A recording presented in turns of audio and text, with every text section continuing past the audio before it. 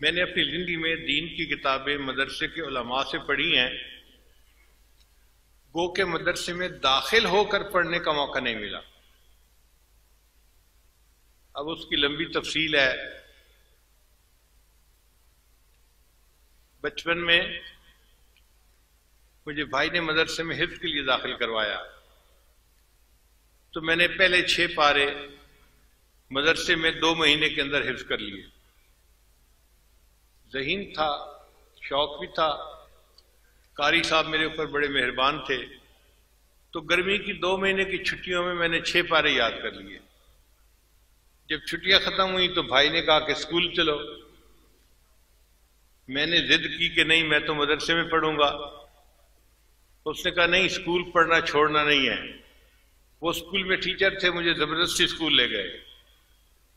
वापस आया तो मैं अम्मी के सामने खूब रोया और मैंने कहा अम्मी, मैंने स्कूल नहीं जाना, मैंने तो मदरसे में पढ़ना है। अम्मी ने भाई से बात की। भाई ने कहा कि नहीं नहीं, स्कूल इसको पढ़ाना है, अगर ये मदरसे की पढ़ाई करना चाहता है तो शाम को पढ़ लिया करे। मैंने पूछा कि शाम को कैसे पढ़ सकता हूं? उनका कि उस्ताद का बंदोबस्त मैं कर दूंगा और तुम शाम को पढ़ लिया करना।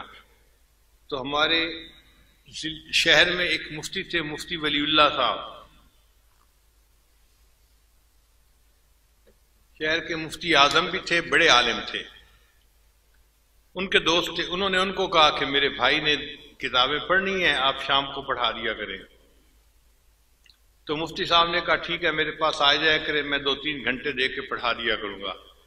तो उन्होंने मुझे फारसी पंदनामा से किताबें पढ़ानी शुरू कर दी। फिर माला बुद्धा मैंने उन्होंने किताब पढ़ाई, फिर गुलिस्तां बोस्तां पढ़ाई, फिर उन्होंने सर्फ और नहव की किताबें पढ़ानी शुरू की। शरह में आता आमिल तक मैंने सारी किताबें उन मुफ्ती साहब से पढ़ी। इतने में मेरा दाखिला अब आगे हो गया। जब मैं यूनिवर्सिटी में पहुंचा, यूनिवर्सिटी लाहौर में, तो दिल बड़ा परेशान था कि मेरी किताबों का सिलसिला क्या बनेगा। तो दाखिला मिलने के बाद हमने यूनिवर्सिटी के गिर्द थोड़ा राउंड लगाया कि करीब में कोई मदरसा है। तो एक मदरसा ज़ियाउल उलूम के नाम से बेगमपुरा मोहल्ले में था। ये बेगमपुरा मोहल्ला बिल्कुल यूनिवर्सिटी की दीवार के साथ है। उसके जो मोहतरम थे वो चित्राल के आलिम थे। मैं उनके पास गया और मैंने उन्हें कहा जी कि मैं यूनिवर्सिटी का तालिब इल्म हूं, लेकिन मेरे दिल में इल्म हासिल करने का शौक भी है। आप अपने असातिज़ा से बता दें कि मैं शाम को आ जाया करूंगा और ये हजरात मुझे किताबें पढ़ा दिया करें। वो बड़े खुश हो गए कि यूनिवर्सिटी में इंजीनियर बनने वाला तालिब इल्म पढ़ने के लिए मदरसे में आएगा। उन्होंने बड़ी शफकत की। चुनाचे उनके मुफ्ती हजरात और दूसरे उस्ताद हजरात ने मुझे किताबें सबकन पढ़ानी शुरू कर दी। ये किताबें मैंने उनसे पढ़ी और पढ़ता रहा। इसी दौरान मेरे शेख थे सैयद जवार हुसैन शाह रहमतुल्लाह अलैह, कराची में थे। उनसे मैंने पूछा कि अगर मुझे कोई मसला पूछना हो तो किन से पूछना पड़ेगा।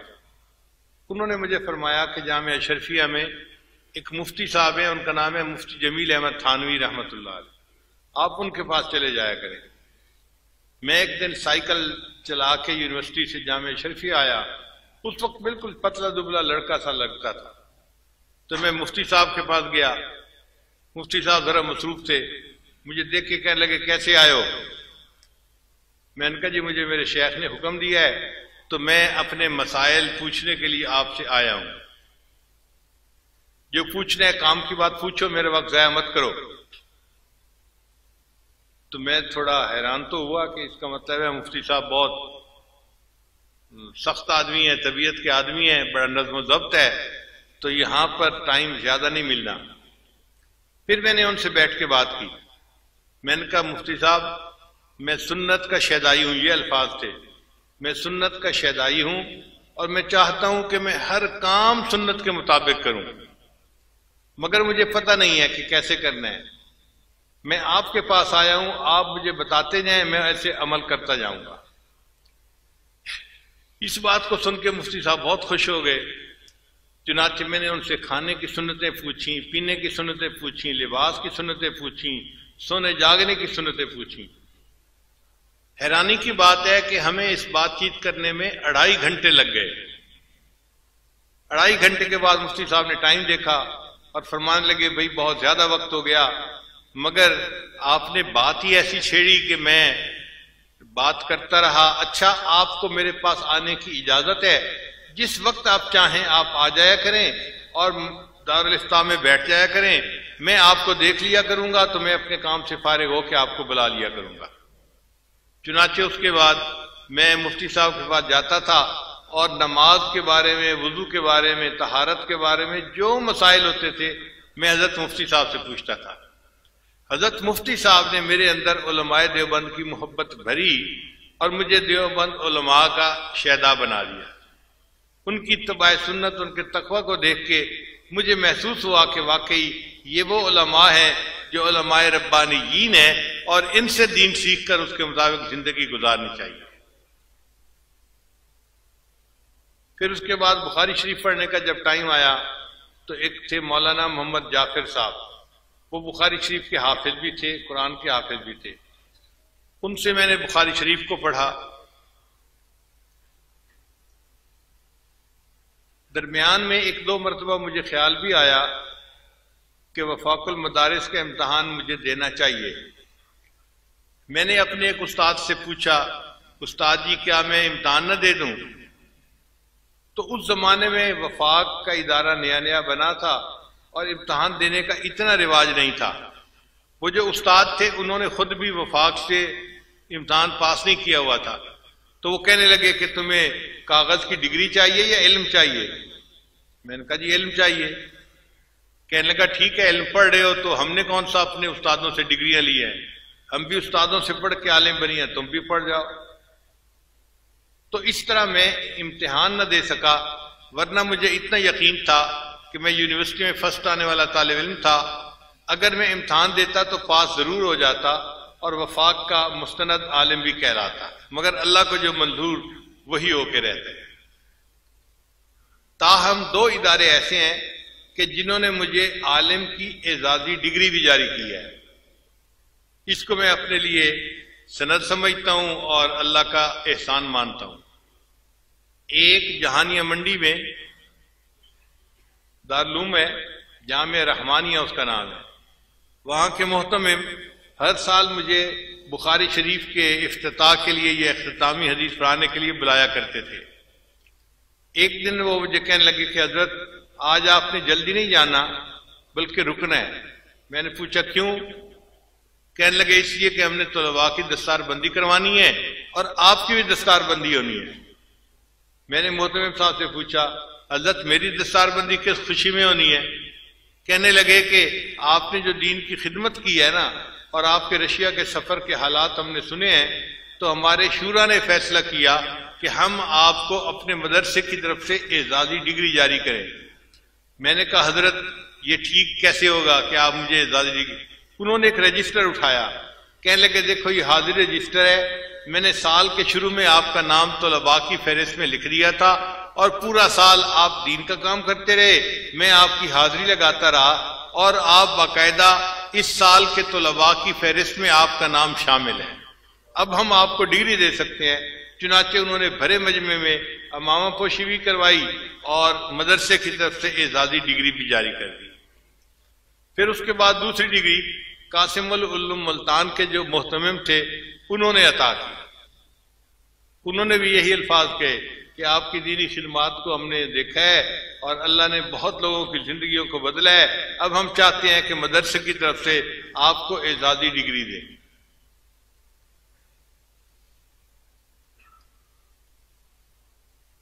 हदीस मुबारका में चंद वास्ते ऐसे हैं कि जिनके जरिए से इस आजिज को अल्लाह ने आली सनद अता फरमाई। अब बात चली पड़ी है तो मैं जरा तफसील भी बता दूं।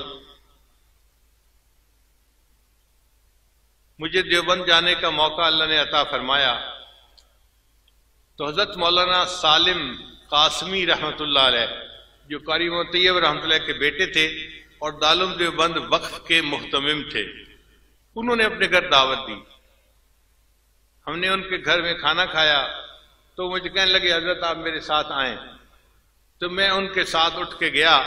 वो मुझे एक कमरे में लेकर गए और एक चारपाई की तरफ इशारा किया, हजरत इसके ऊपर बैठ जाए। मैं बैठ गया। फिर पूछने लगे हजरत आपको पता है मैंने इस चारपाई पे आपको क्यों बिठाया है? मैंने कहा जी मुझे तो नहीं पता, मैं उन पीरों में से नहीं हूं जिनके घोड़े और बिल्लियां भी इल्म गैब जानते हैं।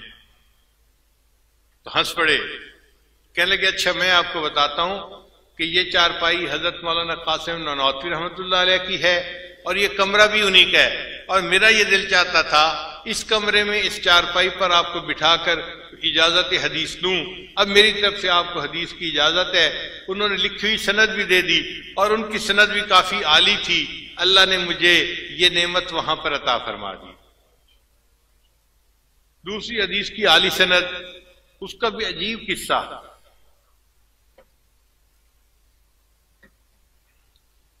हरम में हज करने के बाद कुछ दिनों के लिए हम ठहरे हुए थे। तो एक दिन असर की नमाज मैंने हरम में पढ़ी तो मैंने देखा कि एक पतले दुबले से हैं बड़े मियां, वो बैठे और उनके गिर्द आकर तुलबा ने हल्का बनाकर बैठना शुरू कर दिया। तुलबा ने सुर्ख रुमाल बांधे हुए थे, अरबी तुलबा जो होते हैं, और उनके हाथ में किताबें थी। और जो हदीस की किताबें होती हैं ना, वो अपने साइज से एक नजर से पहचानी जाती हैं। स्कूलों कॉलेजों की किताबें और तरह की होती हैं और जो दीनी किताबें हैं उनका साइज और तरह का होता है। तो जब मैंने देखा कि ये तुलबा इनके गिर्द बैठ रहे हैं तो मुझे भी दिलचस्पी हुई, तो मैं जरा आगे हुआ। अब एक तालिब इल्म ने पहली हदीस मुबारका की बुखारी शरीफ की तिलावत की तो उन बुजुर्गों ने सबको इजाजत दी। मुझे दिल में ख्याल आया कि जो बुजुर्ग हरम में बैठकर हदीस की इजाजत दे रहे हैं ये कोई आली सनद वाले आलिम होंगे। तो मैंने उनके खादिम से कहा कि हजरत का तारुफ क्या है? उसने कहा जी हजरत का नाम है मौलाना अहमद अली, ये इंडिया के हैं और रहते इंग्लैंड में हैं, और इनकी हदीस की सनद इतनी आली है कि पाकिस्तान के बड़े बड़े उलमा इनके पास आकर हदीस की सनद लेते हैं। मैंने कहा मसलन? कहने लगा मसलन हजरत मुफ्ती तकी उस्मानी दामत बरकातुहू। जब उसने नाम लिया तो मैंने सोचा कि वाकई अगर हमारे शेख अल इस्लाम दामत बरकातुहू जैसे बड़े हजरात जो जिबाल इल्म में से हैं उन्होंने इनसे हदीस की इजाजत ली तो इनकी आली सनद होगी। तो मैंने उससे कहा कि भाई क्या हजरत से मुझे इजाजत हदीस मिल सकती है? उसने कहा आपका नाम क्या है? मैंने कहा नाम मेरा है जुल्फकार अहमद नक्शबंदी। अब ये नाम सुन के ना वो बंदा तो उछल पड़ा और वहीं बैठे बैठे हजरत हजरत हजरत ऊंचा ऊंचा कहने लगा। हजरत ने फरमाया भाई क्या हुआ? हजरत आपने मेरे जिम्मे लगाया हुआ था कि अगर ये बंदा मिल जाए कहीं तो मुझे बताना, मैंने इनसे मुलाकात करनी है। वो साहब ही आए बैठे हैं। अब हजरत ने नाम सुना तो वो खड़े हो गए, तो मैं भी खड़ा हो गया। हजरत से दोबारा मुआनका किया, मुलाकात की, तो मैंने अर्ज किया कि हजरत मैं इसलिए आपके पास हाजिर हुआ हूं कि आप मुझे हदीस की इजाजत दे दें।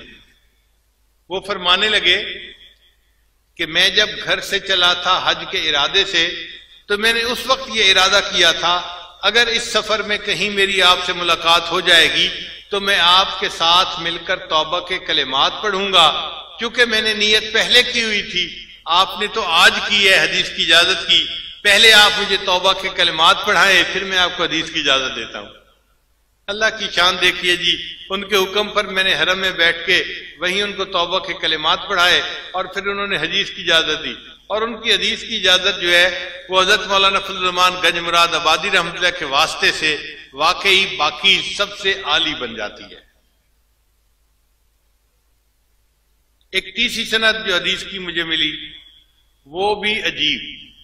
हम लोग तुर्की गए तो हमें किसी ने बताया कि यहां पर एक बड़े बुजुर्ग गुजरे हैं, अल्लामा जाहिदुल कौसरी रहमतुल्लाह अलैह, जिनको इमाम आज़म अबू हनीफा रहमतुल्लाह अलैह का के दिफा करने का एजाज हासिल है।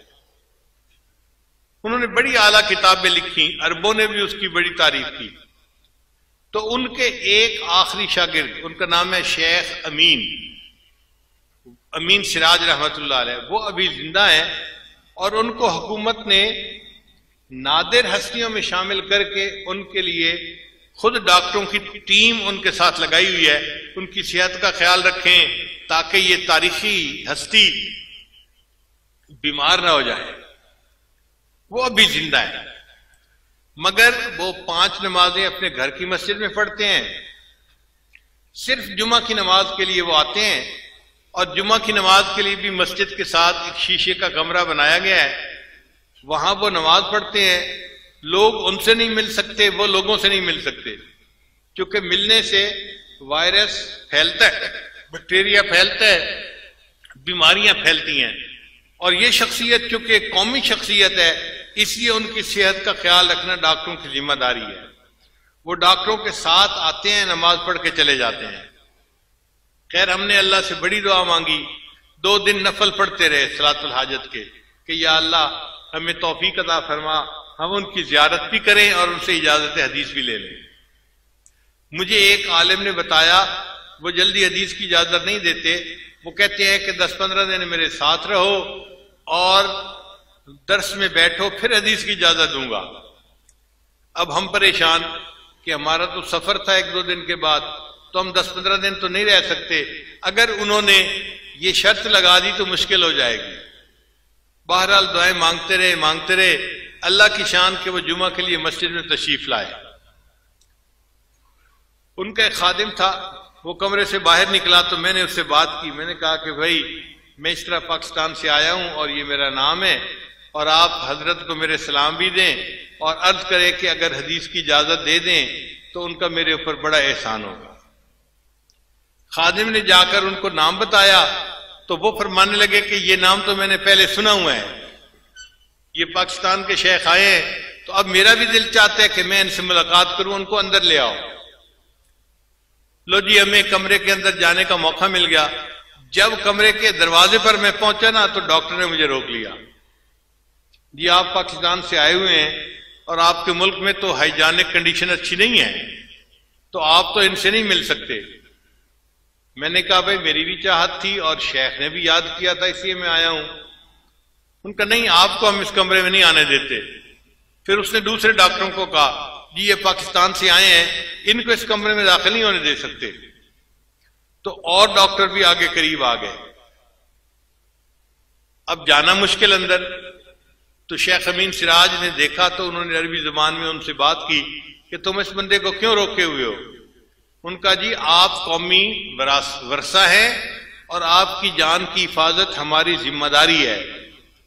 आप कोई आम आदमी नहीं है, और ये पाकिस्तान पसमानदा मुल्क से आए हैं और इनके जरिए से आपको बीमारी लग सकती है। तो शेख ने उन्हें फरमाया, भाई अगर इनके जरिए से मुझे बीमारी लग सकती है ना, तो मैं कल की बजाय आज मरने को तैयार हूं, मुझे इनसे मुलाकात करने दो। अल्हम्दुलिल्लाह कि फिर शेख सिराज आगे तशरीफ लाए दरवाजे पर, वहीं पर उन्होंने मानका फरमाया और हदीस की इजाजत दी, और उनकी हदीस की इजाजत की सनद भी बहुत आली है। ये 3 संदेह थी जो अल्हम्दुलिल्लाह बहुत आली थी और अल्लाह ने अपनी रहमत से अता फरमा दी। एक और सनद जो हमें इस दफा मिली, चंद दिन पहले हमें समरकंद बुखारा जाने का मौका मिला। पूरी दुनिया के मुख्तलिफ मुल्कों से मशाइख आए हुए थे।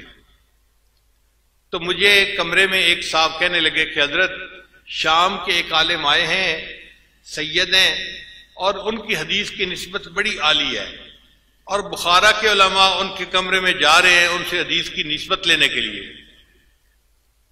तो मैंने कहा कि भाई, अगर बुखारा के उलमा हदीस की निस्बत लेने के लिए जा रहे हैं तो मुझे भी ले जाओ उनके कमरे में।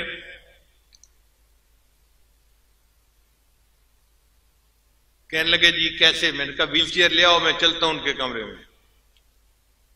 आज जब मैंने कहा ना कि व्हील चेयर ले आओ, मैं चलता हूं उनके कमरे में, तो हमारे दोस्तों में से एक दोस्त बैठे हुए थे, वो कहने लगे, हजरत आप ना जाएं, यहीं बैठे, मैं आपको एक बात बताता हूं। मैंने पूछा क्या? कहने लगे, असर की नमाज के बाद वो शेख मुझे मिले थे और उन्हें मुझसे कहा था कि आप शेख जुल्फकार अहमद नक्शबंदी के खलीफा हैं, अगर मुझे उनके पास आने का कोई वक्त मिल सकता है तो आप मुझे फोन कर देना, मैं उनसे तौबा के कलिमात पढ़ने के लिए आऊंगा। तो उन्होंने तो पहले से मुझे कहा हुआ है, तो मैं उनको फोन कर देता हूं, वो खुद तशरीफ ले आएंगे। मैंने कहा ठीक है। चुनाचे उन्होंने फोन किया तो वो जो आलिम थे वो उसी वक्त अपने एक और शेख के साथ तशरीफ ले आए। वहां पर उन्होंने आकर तौबा के कलिमात पढ़े और इस आजिज ने उनसे हदीस की इजाजत के लिए दरखास्त की, तो उन्होंने भी हदीस की इजाजत अता फरमा दी। मैंने उनसे पूछा कि आपकी हदीस की इजाजत आली कैसे बनती है? उसने कहा जी कि पूरे पाकिस्तान में हदीस की जो सनद चल रही है उसमें करीबन 20 के करीब वास्ते बनते हैं नबी अलैहिस्सलाम तक, और जो मेरी सनद है उसमें 15 वास्ते बनते हैं। इतने कम वास्तों के साथ उनका ताल्लुक था। तो हमने पूछा कि आपकी सनद कैसे है? फिर उन्होंने तफसील बताई कि मेरी सनद जो थी वो अल्लामा शामी इब्ने आबिदीन रहमतुल्लाह अलैह के वास्ते से नबी अलैहिस्सलाम तक पहुंचती है, और इस वक्त पूरी दुनिया में हदीस की इजाजत की ये सबसे छोटी सनद है, इसके सिवा और कोई सनद नहीं है। फिर उन्होंने छपी किताब भी हमें दिखाई। उन्होंने हदीस की सनद हासिल की थी अल्लामा अब्दुल लतीफ फरफूर से। ये फरफूर वो बुजुर्ग है कि जिन्होंने अल्लामा शामी रहमतुल्लाह की किताब के ऊपर हाशिया लिखा है और उसकी तफसील लिखी है। अजीब उन्होंने काम किया है। वो कहने लगे कि मेरे शेख को किसी मुल्क में वफात हुई तो सर्द खाने के अंदर रख दिया गया। फिर 1 हफ्ते के बाद उनकी लाश शाम में लाई गई। हमने उनको गुस्ल दिया और जब उनका जनाजा तैयार करके रखा तो वफात के 1 हफ्ते के बाद भी उनकी गर्दन की रग हमें फड़कती हुई नजर आ रही थी। ऐसे बुजुर्ग थे। तो अल्लामा इब्ने आबिदीन रहमतुल्लाह अलैह की जो ये सनद थी ये वाकई एक आली सनद। हमने बाद में फिर उसकी तहकीक भी की और बाकी सनदों के साथ उसको मिलाया भी सही। तो अल्लाह ताला की ये रहमत है कि ये एक बहुत आली सनद अल्लामा शामी रहमतुल्लाह के वास्ते से इस आजिज को हासिल हुई। अब इन तमाम असातिज़ा से इस आजिज ने हदीस की इजाजत ली, आपके सामने उसकी वजाहत कर दी। अल्लाह ताला हमें दीन की खिदमत के लिए कबूल फरमाए। जितने उलमा हैं, तुलबा हैं, आलिमात हैं या तालिबात हैं, उन सबको इस आजिज की तरफ से हदीस पाक पढ़ने की इजाजत है। जी शेख जफर साहब फरमा रहे हैं कि 6 पारे तो मदरसे में किए थे, तो हिफ्ज के बाकी पारे रहते थे। वो फिर यूनिवर्सिटी के दौरान मैंने अल्हम्दुलिल्लाह हिफ्ज के काम को मुकम्मल कर लिया, तो अल्लाह ताला ने हिफ्ज के और इल्म के काम को यूं मुकम्मल करने की तौफीक अता फरमा दी। हाफिज़ा फरमा रहे हैं कि इस वक्त तौबा के कलिमात हम सब पढ़ेंगे ताकि अल्लाह हमारी दुआएं कबूल कर ले। तो नियत कर लीजिए हम पिछले तमाम गुनाहों से सच्ची पक्की तौबा कर रहे हैं और आइंदा नेकोकारी की जिंदगी गुजारने का दिल में इरादा कर रहे हैं। अल्हम्दुलिल्लाहि व कफ़ा व सलामुन अला इबादिहिल्लज़ीना इस्तफ़ा अम्मा बाद। ये कलिमात सच्चे दिल के साथ पीछे पीछे पढ़िए। बिस्मिल्लाहिर्रहमानिर्रहीम। ला इलाहा इल्लल्लाह मुहम्मदुर रसूलुल्लाह। आमन्तु बिल्लाहि व मलाइकतिही व कुतुबिही व रुसुलिही वल यौमिल आखिरी वल क़द्रि खैरिही व शर्रिही मिनल्लाहि तआला वल बअसी बअदल मौत। आमन्तु बिल्लाहि कमा हुआ बिअस्माइही व सिफातिही व क़बिलतु जमीआ अहकामिही इक़रारुम बिल लिसाने व तस्दीकुम बिल क़ल्ब। अशहदु अल्ला इलाहा इल्लल्लाहु व अशहदु अन्ना मुहम्मदन अब्दुहु व रसूलुहु। अस्तग़फिरुल्लाह रब्बी मिन कुल्लि ज़ंबिन व अतूबु इलैहि बिरहमतिका या अरहमर राहिमीन। इन कलिमात को पढ़ने से हम तो बताए जा चुके हैं चंद मामूलात हैं जिनको बाकायदगी से करेंगे तो अल्लाह ताला दिल को मुनव्वर करेंगे। पहला अमल 100 मरतबा इस्तिग़फ़ार सुबह शाम पढ़ना, दूसरा अमल 100 मरतबा दुरूद शरीफ सुबह शाम पढ़ना, तीसरा अमल कुरान की तिलावत रोज़ाना करना, चौथा अमल चलते फिरते हर वक्त दिल में अल्लाह को याद करना, और पांचवा अमल सुबह शाम 10-15 मिनट के लिए मुराकबा करना। मुराकबे का तरीका बहुत आसान है। अल्लाह की तरफ लौ लगा के आंखें बंद करके आप बैठ जाया करें और ये महसूस किया करें कि अल्लाह की रहमत आ रही है, दिल में सिमा रही है, जुल्मत और स्याही दूर हो रही है और हमारा दिल अल्लाह अल्लाह अल्लाह कह